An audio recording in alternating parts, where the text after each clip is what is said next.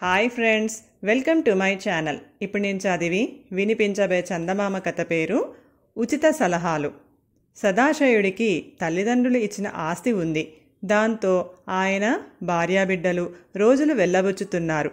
తీరుబడి సమయాన్ని వృధా చేయక సదాశయుడు రకరకాల పుస్తకాలు చదువుతూ ఉంటాడు.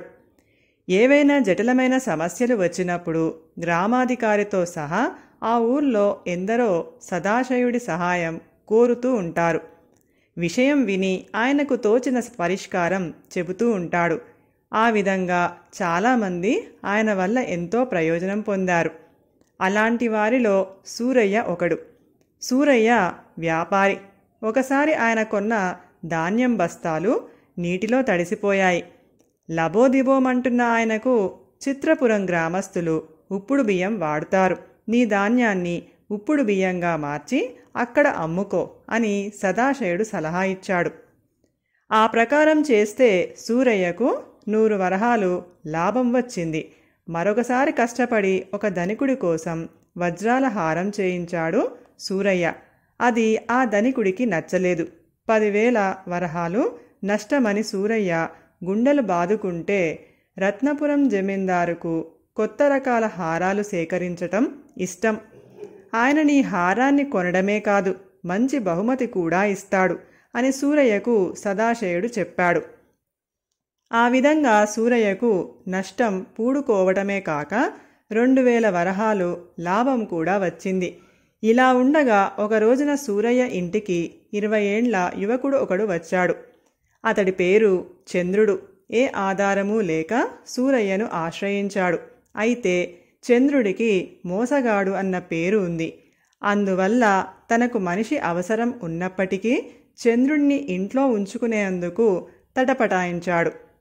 సదాశయుణ్ణి సలహా అడిగితే, పుట్టుకతోనే ఏ మనిషి చెడ్డవాడు కాదు, నువ్వు చంద్రుడికి ఆశ్రయం ఇచ్చి ఆదుకో, నువ్వతన్ని నమ్మితే అతడు నమ్మకంగానే ఉంటాడు అని చెప్పాడు.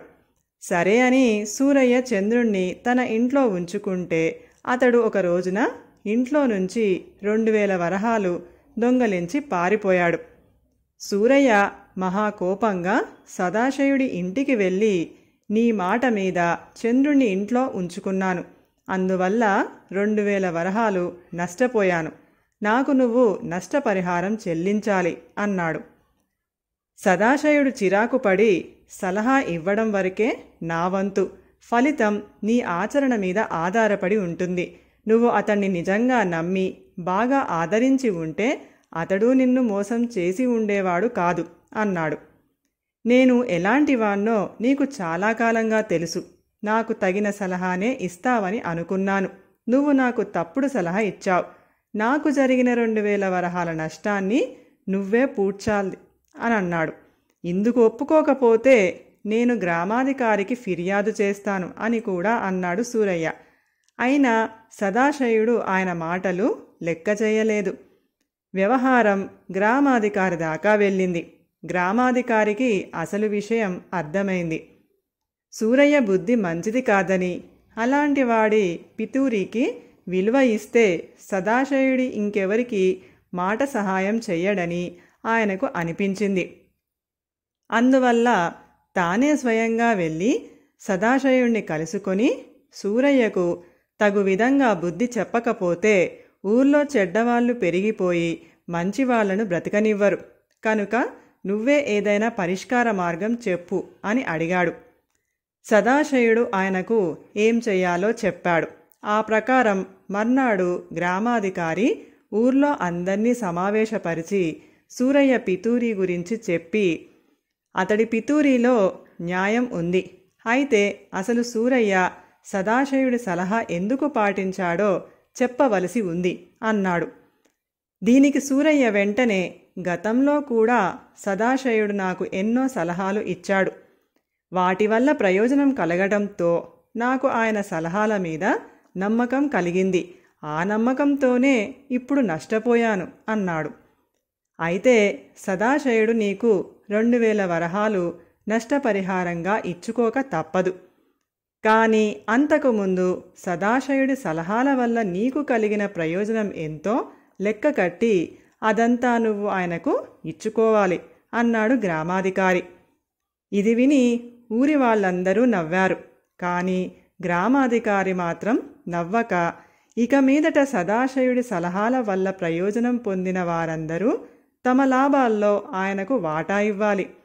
నష్టం వస్తే ఆయన తన వాటా భరిస్తాడు. ఈ వ్యవహారం అంతా గ్రామాధికారినైన నా ముందు జరగాలి.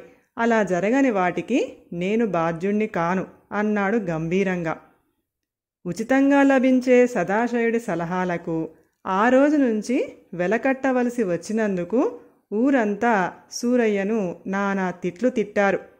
సదాశయుడు మాత్రం స్వార్థపరుడి ఆశపోతు గుణమే మంచివాడి సహాయానికి విలువను తెస్తుంది. ఆ విధంగా నాకు సూరయ్య మేలే చేశాడు. ఇక మీదట ఎవరికి ఉచిత సలహాలు ఇవ్వను అని అప్పటి నుంచి మరింత సుఖంగా జీవించాడు. కథ సమాప్తం. ఈ కథ గనక మీకు నచ్చినట్లయితే ప్లీజ్ లైక్ చేయండి, షేర్ చేయండి. మరిన్ని మంచి మంచి కథల కోసం మా ఛానల్ని సబ్స్క్రైబ్ చేసుకోండి. Thank you.